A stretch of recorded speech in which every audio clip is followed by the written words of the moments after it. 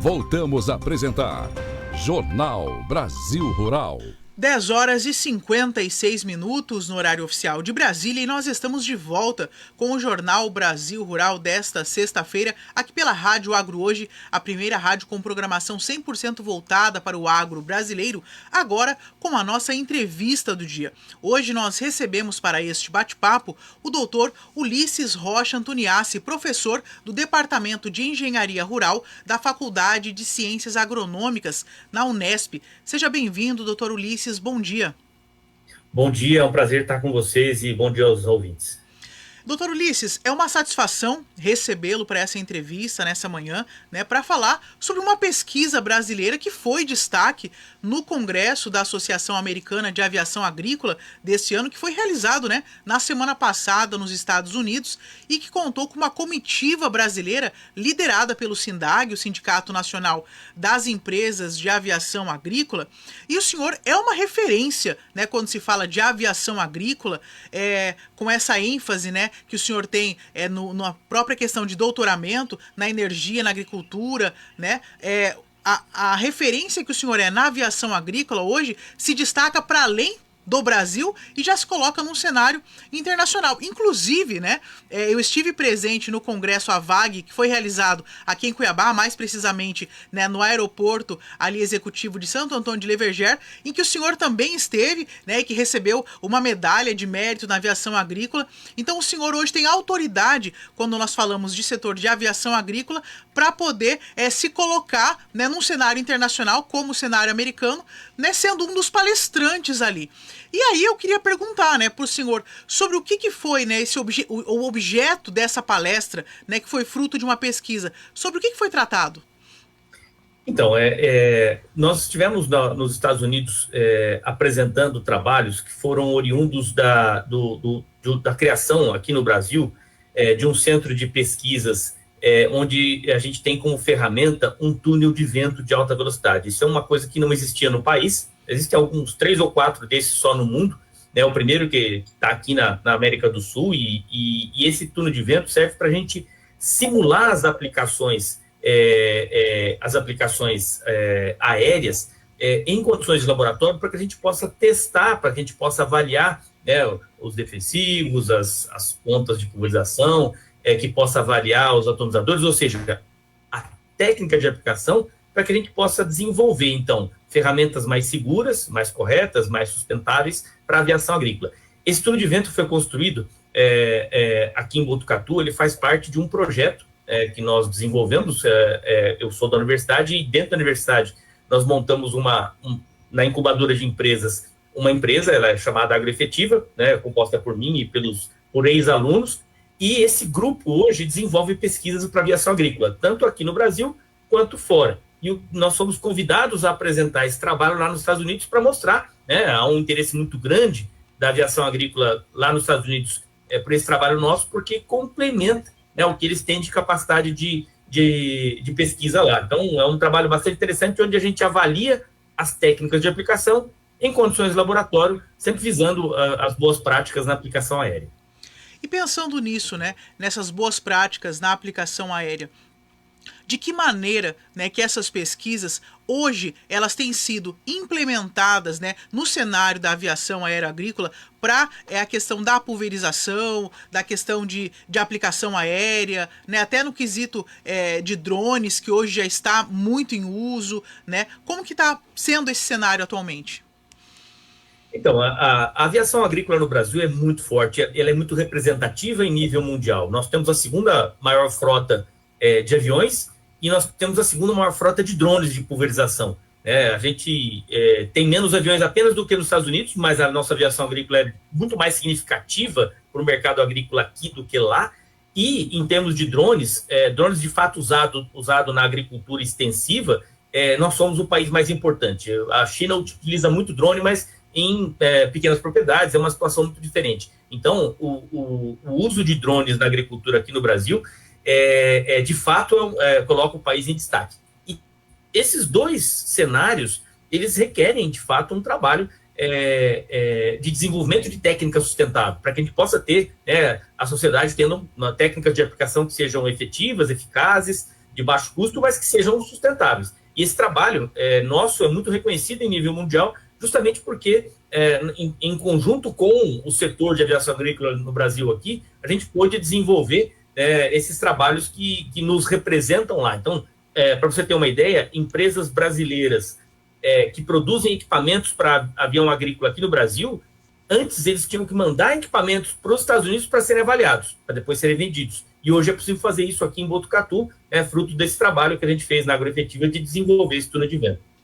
E é muito interessante, né, quando o senhor fala do Brasil ser destaque, né, tipo assim, levando, né, exportando para os Estados Unidos essas tecnologias, por quando o senhor fala, por exemplo, desse túnel de vento, né, é algo que é extremamente inovador, né, o senhor falou que existem pouquíssimos, né, no mundo, e o Brasil se destaca aí como um protagonista, então, em altos níveis de tecnologia, é isso? Sem dúvida, esse tipo de ferramenta, na verdade, são 4 só no mundo, né? Os outros ficam nos Estados Unidos e na Austrália, e aí nós temos esse agora no Brasil. Ele permite que eu faça a simulação da pulverização em velocidades de 0 até 300 km por hora. Então, ele envolve a aplicação terrestre, aplicação aérea com drone, né, que é de baixa velocidade, aplicação aérea com aeronaves como o Ipanema, na faixa de 180 km por hora, e até um Air Tractor 802, voando a 250 km por hora. O túnel de vento suporta até 300 km por hora. E com essas ferramentas, é possível, então, usar essa estratégia de desenvolver técnicas seguras, sustentáveis e eficazes. O mais interessante é que a gente consegue garantir que um equipamento desenvolvido para um avião seja testado em túnel de vento antes, para que ele possa mostrar todo o seu desempenho e depois ser adaptado à técnica de aplicação. Outra coisa que é interessante, que foi justamente o trabalho que nós mostramos lá, as diferentes caudas que são aplicadas, então as misturas dos defensivos com os adjuvantes, elas também interferem no espectro de gotas. Isso interfere no risco de deriva e interfere na qualidade, né, na eficácia do produto, na qualidade de distribuição.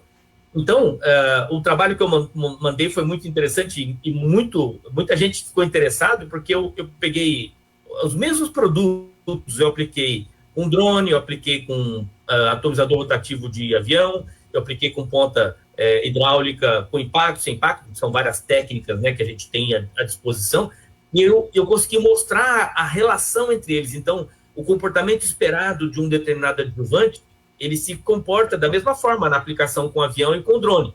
Isso ajuda muito quem projeta ou programa uma aplicação, porque pode prever o resultado, né, que você vai ter do uso de diferentes adjuvantes, por exemplo, quando você tem lá numa propriedade, que é uma coisa muito desejável, as várias técnicas à disposição. Então, ele tem um avião de um tipo, um avião do outro, ele tem um drone, e aí o planejamento da aplicação fica muito mais fácil. Então, esses trabalhos desse tipo trazem essa vantagem que a gente consegue estimular em laboratório, o que seria muito difícil de avaliar em larga escala, né?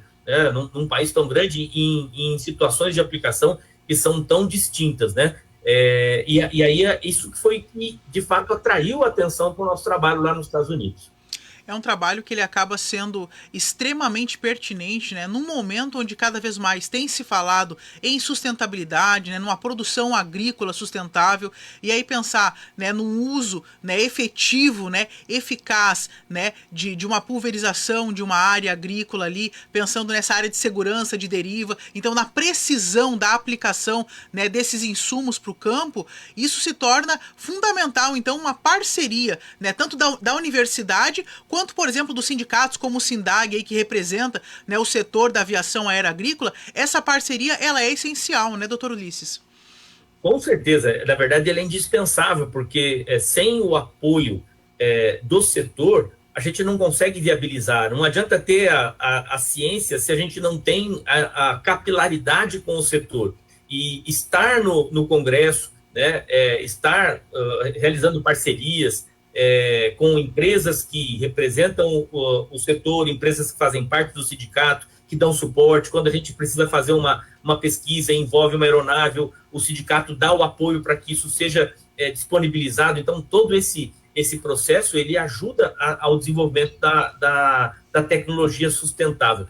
Esse é um ponto extremamente importante, no momento em que a gente tem discussão das questões legais, da parte de legislação. Isso está sendo feito agora, né? Tem uma normativa em discussão, e a base científica é o que a gente mais precisa agora para ter a legislação atendendo de maneira correta o segmento e valorizando a tecnologia da maneira adequada. Ou seja, possibilitando que a gente tenha à disposição ferramentas de alto desempenho, como aplicação aérea, como aeronave turbohélice, e ferramentas que são usadas em situações mais específicas, como drones, que juntas vão poder dar um atendimento mais adequado à agricultura brasileira. Nós estamos recebendo para a entrevista do dia o Dr. Ulisses Rocha Antoniassi, ele que é professor do Departamento de Engenharia Rural da Faculdade de Ciências Agronômicas na Unesp. Dr. Ulisses, quais foram então, os principais destaques deste ano apresentados ali no Congresso da Associação Americana de Aviação Agrícola? Olha, no segmento do Congresso onde a gente participou, que era o segmento que é chamada de sessão técnica, onde são apresentados os trabalhos científicos, além do nosso trabalho, a gente pode dar destaque também a trabalhos que dão suporte para avaliações de campo, né? A nossa avaliação é uma avaliação de tudo de vento, trabalhos que dão suporte para avaliação de campo, muito importante para determinação de faixa de deposição, para determinação da qualidade da aplicação ou estimativa dessa qualidade da aplicação. Então, a gente teve bastante informação, muita coisa relacionada ao uso de drones nas aplicações, porque é um segmento que tem crescido muito. Então, como destaque, a gente pode dizer que o trabalho complementar do avião com o drone foi muito destacado nesse segmento, né, nesse trabalho, e a gente seguramente pode dizer que isso foi um dos destaques importantes do Congresso, e a disponibilidade de equipamentos e técnicas mais modernas, mais seguras. Então, muita coisa de controle eletrônico, muita coisa de aplicação de mais qualidade, de mais assertividade, né, do ponto de vista de você acertar o tamanho da gota, de você acertar a faixa de deposição, dispositivos, por exemplo, para controlar o tamanho da gota de maneira mais precisa, né, como válvulas PWM, com muita tecnologia. Então, acho que um congresso que foi muito positivo, né, a equipe brasileira está lá, o SINDAG levar, né, todos os técnicos que foram tiveram a oportunidade de participar, porque a gente tem condição de entender melhor essa tecnologia e depois, né, adaptá-las ou trazê-las de maneira correta aqui para o Brasil.